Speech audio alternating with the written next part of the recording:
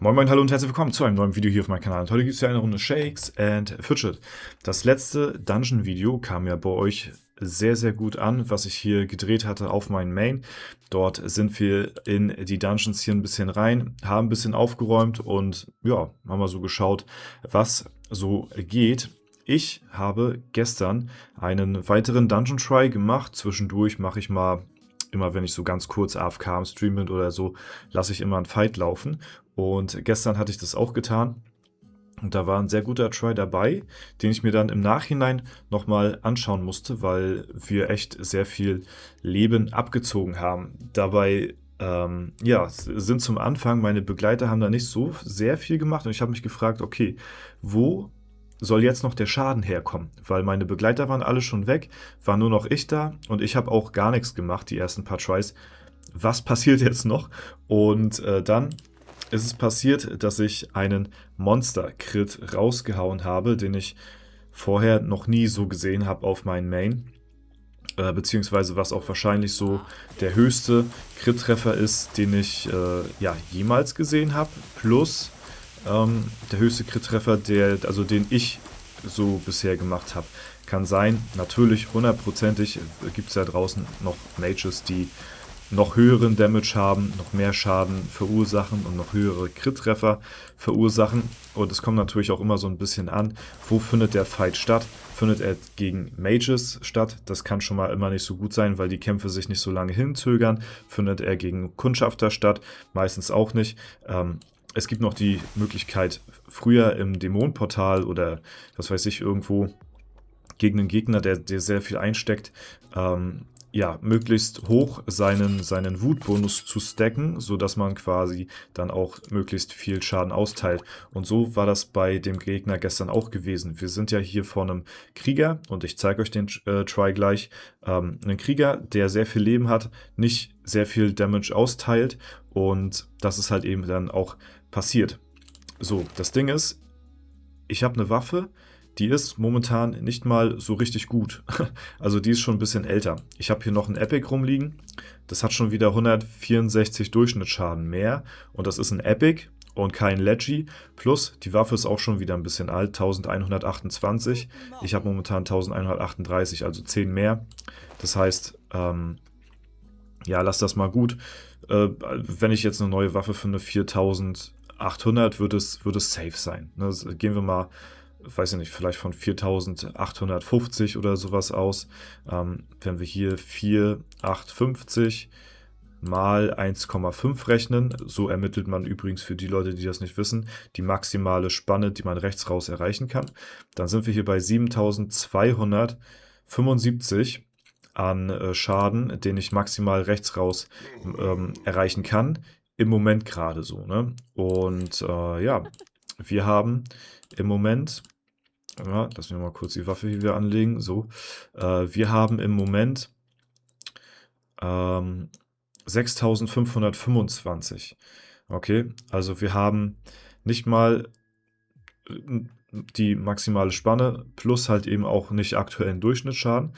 Und wenn wir das noch aktueller hätten, dann könnten wir sogar ja noch jenseits von dem Damage was erreichen, was ich euch jetzt mal zeigen werde. Ich habe den Try hier gespeichert und jetzt gucken wir uns das Ganze mal zusammen an. Ja, ich finde das immer sehr spannend und ich habe ja auch im letzten Dungeon Try Video gesagt, ich feiere das sehr, dass wir jetzt einen Krieger als Gegner haben. Genau aus dem Grund halt eben. Die Tries, die zögern sich schön lange heraus. Wenn der Krieger nicht viel crittet, dann ja, gehen die Runden auch ein bisschen länger und dadurch steigert sich halt auch der Wutbonus. 3,1 Milliarden hat Marquardt hier schon gemacht, 5,6 nochmal hinterher. So, aber die Kunigunde, die haut jetzt nicht mehr sehr viel Damage raus und es passiert nicht mehr allzu viel.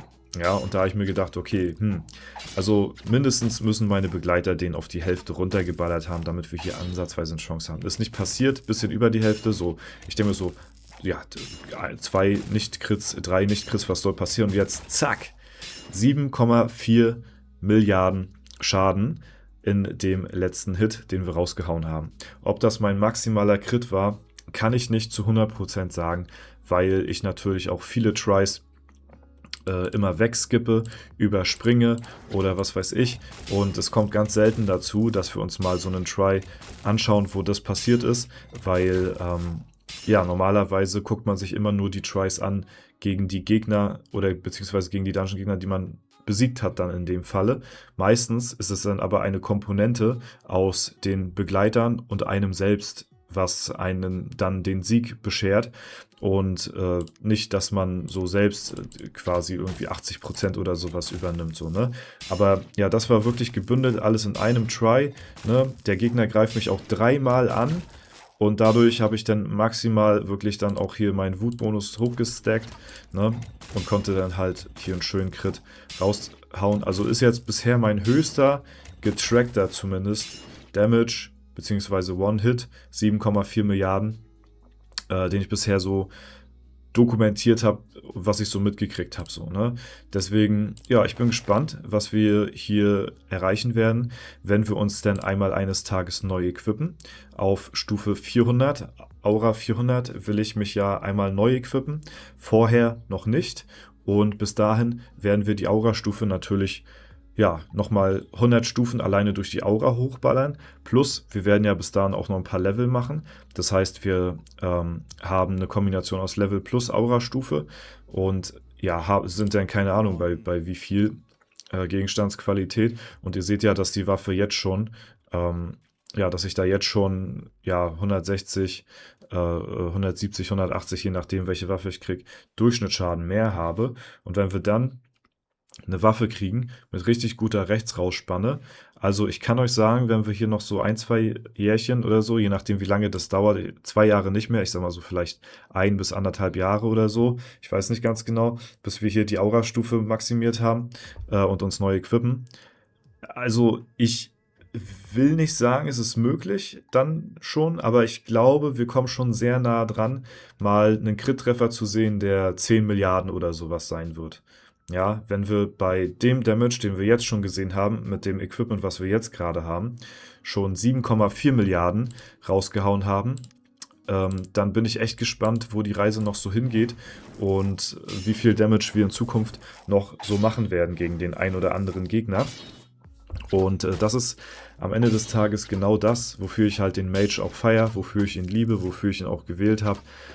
Diese hohen Crit-Treffer, wenn der mal hier wirklich reinkrittet und so. Und das passiert ja auch wirklich relativ regelmäßig. Also ich sag mal, regelmäßiger als beim Nekromant. Leute nehmen ja auch teilweise den Nekromant, weil wenn der Hound reinkrittet und reinscheppert, dann wächst da auch kein Gras mehr. Das ist aber auch die einzige Fähigkeit, auf die sie sich berufen. Und die zu triggern dauert halt relativ lange, weil 50% eine von 3 Fähigkeiten triggern, dann eine 1:3 Chance, den Hound zu triggern. Und dann muss der auch noch treffen, weil den kann man auch ausweichen oder blocken. Das geht beim Mage nicht. Und dann muss der auch noch critten. Also zu viele Random-Faktoren, bis der mal wirklich durchkommt. Und beim Mage hast du hier halt wirklich mit den Crit-Treffern eine gewisse Konstanz, ja, wo der Random-Faktor nicht so hoch ist. Entweder crittest du oder du crittest nicht. Ja?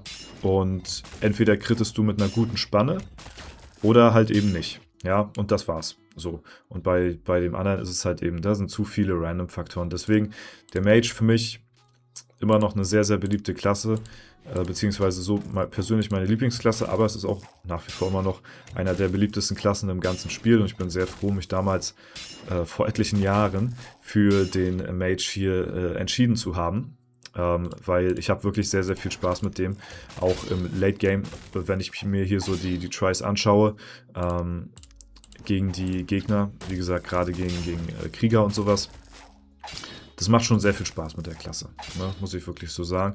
Und deswegen, ja, zeige ich euch das auch immer sehr, sehr gerne und wollte ich heute eben euch auch den Try zeigen, weil das wirklich sehr selten vorkommt, dass ich überhaupt mal so viel Damage mache, plus, dass ich das auch gesehen bzw. festgehalten habe, weil es kann sein, dass wir auch schon, keine Ahnung, ich weiß nicht, was mein maximaler Damage sein kann, den wir hier raushauen, ob das irgendwie dann 8 Milliarden ist oder so, ich weiß es nicht. Kann sein, dass wir auch schon 7,5, 6, 7, 8 Milliarden so gesehen haben, aber ja, dann halt immer die Tries geskippt. Das ist halt immer das Ding. Man kann sich nicht jeden Try angucken, so, ne? Deswegen, ja, ist das bisher so mein höchster Crit, den ich je gesehen habe bei mir persönlich. Und wollte ich euch auf jeden Fall auch nicht vorenthalten. Gut. Das soll es aber dann auch soweit gewesen sein zu dem Video heute. Bei mir auf F9 sind hier bereits schon die Events wieder am Laufen. Bei euch fangen die dann morgen an, am Freitag wie immer. Und deswegen festskill ich mal auch ganz schnell mein Gold, bevor wir hier durch die Reichtumsrauferei dieses dann verlieren. Ne? 600.000 ist das nächste Ziel bei mir hier für Ausdauer und danach geht es dann straight up auf die 1 Million Intelligenz, wodurch wir dann noch mehr Schaden machen. Ja, gut, Freunde, das war es soweit von mir. Wenn es euch gefallen hat, lasst gerne eine Bewertung, Kommentar dazu da, würde mich sehr freuen. Ansonsten wünsche ich euch noch einen super schönen Tag. Vielen Dank fürs Zuschauen, haut rein und bis zum nächsten Mal.